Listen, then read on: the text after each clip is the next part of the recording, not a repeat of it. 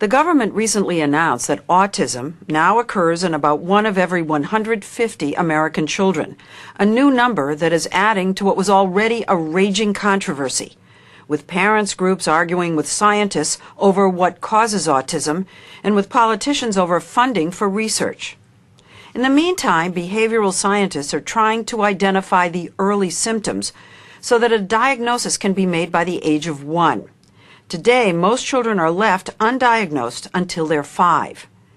Researchers at the Mind Institute at the University of California at Davis believe if they can catch it early, they can change the way a child's brain develops.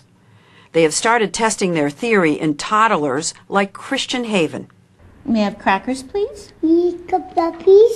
Psychologist Sally Rogers, a pioneer in the field of autism treatment, started giving 3-year-old Christian intensive therapy about a year ago, hoping to alter the course of his autistic behavior. What was Christian's behavior like before you met him? When we first met Christian, he didn't have any words. He didn't really have any play skills. He mostly threw things on the floor. And she says he would throw 20-minute temper tantrums because he couldn't communicate. He was really out of control. That they had to bolt the furniture to the walls because this 2-year-old was in danger of pulling furniture down on himself. You got the bubbles? Rogers worked with Christian one-on-one, on her hands and knees, in his face, teaching him new words and forcing him to interact with her. Yes, where's your tummy? Show me tummy. Show me your nose. She believes that if treatment can begin this early, while a child's brain is still malleable, the results can be dramatic. Do you think that you're actually rewiring the brain? Do you think you're setting up new wires that wouldn't be there? I think we certainly are creating new connections in the brain. That's what learning is. But are you suggesting that this can be cured? We don't know how to touch the biology of autism, but I do think that the behaviors that are associated with autism can be reduced to the point where they're not obvious anymore. Now, you can't make that promise to everybody, can you? No, you sure can't. There's a huge range of severity in autism. There's a huge range of reactions to treatments. Okay, which one, the red one or the green one?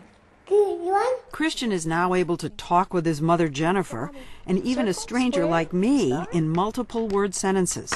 What do you want, Leslie? Circle. Circle? Circle, that's what I was thinking. Let's make a circle. Okay, let's make a circle. Okay. Valerie Arias often wonders what her 13-year-old son Teddy's life would be like if his autism had been treated earlier. What color lights do you want to put on that tree? Blue. When Teddy was about 6 months old, I had him in his car seat, and he just kept flailing his arm over his head. Well, my mother looked at him and she's like, "Val, I think Teddy has autism." At 6 months old, my mother told me that my son had autism, and I said, "No, he doesn't. There's nothing wrong with my baby." You got mad at her. I was very angry at my mother. I didn't speak to her probably for about a year. What her mother saw was that Teddy never babbled as a baby.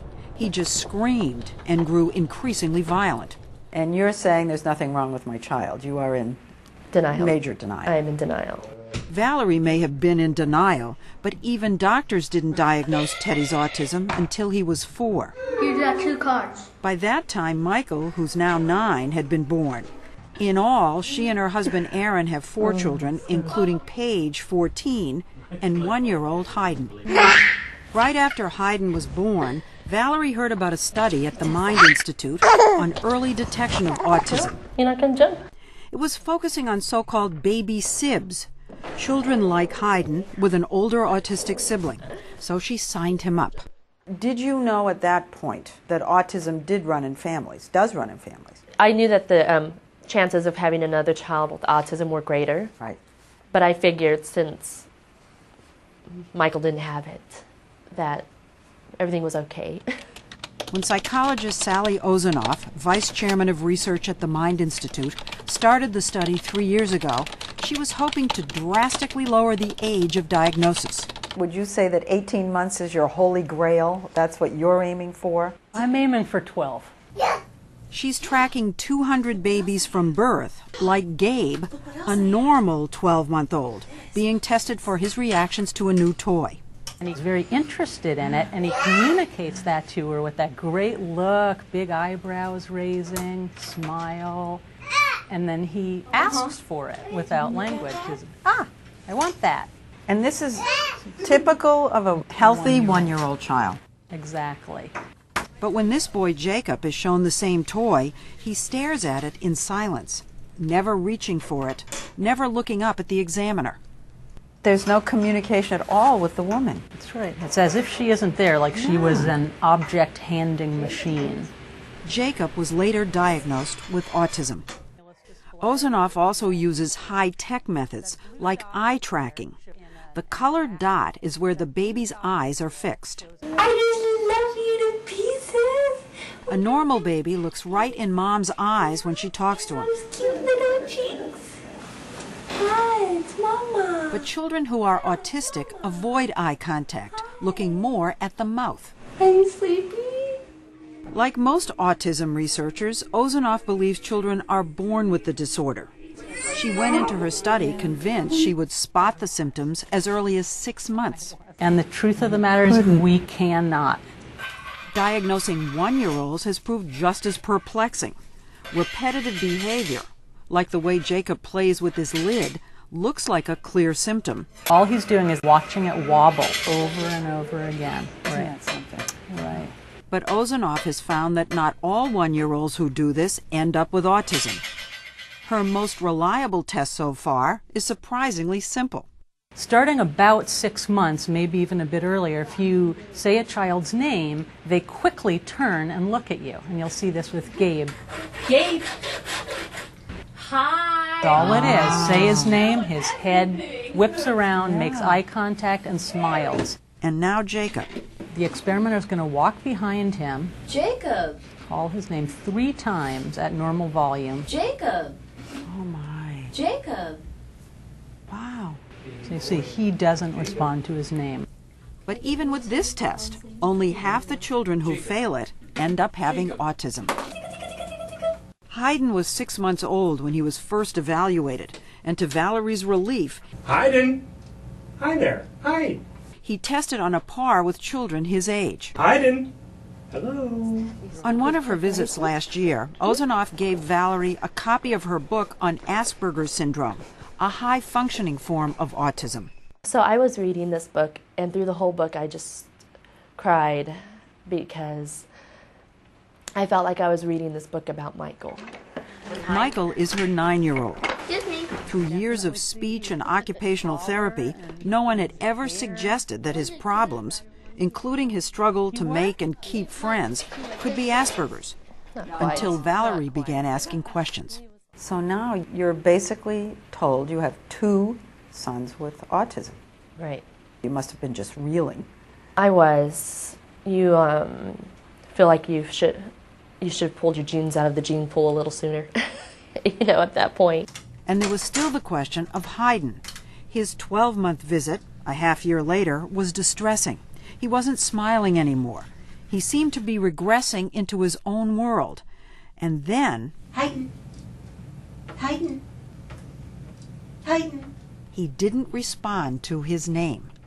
I knew that my son wasn't hearing me. Everyone around me was saying, oh, he's just stubborn, he doesn't want to listen to you. But I knew that wasn't it. And it's not hearing. It's not a hearing issue. He can hear. Despite Hayden's symptoms, Ozanoff felt it was still too early to tell. I would hate to cause the pain and anguish of having another child diagnosed on the spectrum and then be completely wrong. More and more parents are worried about the chances of having an autistic child, with some autism groups saying there's an epidemic, claiming a 60-fold increase since the 1970s. The explosive increase that has been claimed is almost certainly not true. Dr. Stephen Goodman, an epidemiologist at Johns Hopkins University in Baltimore, has reviewed autism statistics for the past 30 years. The numbers, if they're rising, are not rising very quickly, if it's going up at all. So that's the good news. If it's going up at all. If it's going up at all. There's no question more children are being diagnosed with autism than ever before. But Goodman, other respected epidemiologists, and autism researchers say that's because of something that happened in 1994 when the definition of autism was greatly widened. Since then, Asperger's syndrome and other brain disorders that were not included before have become part of the autism spectrum. On top of that, Goodman says there are no reliable numbers from the past to support claims of an exponential rise. Have you ever seen a 60-fold increase in any disease? Not that didn't have a recognizable agent like an infectious disease. Or like AIDS? Or like AIDS. Could there be a hidden source that we haven't identified? Many people have looked very hard and they haven't found one. One hypothesis has been that the mercury in childhood vaccines causes autism. But Goodman himself served on a national medical panel that found no evidence of that, though more research is being done. Okay. What's the youngest little patient that you've had so far? I've had a 12-month-old and a 14-month-old. For researchers like the Mind Institute's Sally Rogers, autism remains a daunting adversary. Are you all done? Despite Christian's gains from early treatment, children with more severe forms of the disorder often don't make the same kinds of strides. That is really, really nice. And Sally Ozanoff is not yet able to identify definitive, unmistakable early symptoms, although she still has 18 months to go in her study. When Valerie brought Hayden back for another exam at 14 months, Dr. Ozanoff and I watched through a one-way mirror. After testing normal at 6 months and showing symptoms at 12, Hayden had changed again. See his eyes flick up to Ian and back to the toy. He was making more eye contact and interacting with the examiner. And he's laughing. This is very reassuring. But not entirely. It took 3 tries to get Hayden to respond to his name. Hi, buddy. Hi there. You found me. And he became fixated on that lid. The kind of repetitive behavior that sets off alarm bells in Ozanoff. That is so But interesting. he is doing it. He's very repetitive on this wobble thing.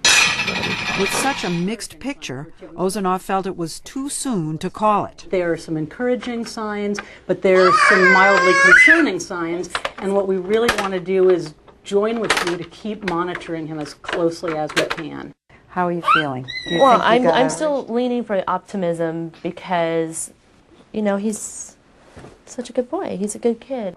Valerie had hoped to know by now if she has a third son with autism. But Dr. Ozanoff says she probably won't be able to tell her until Hayden turns 2 next October.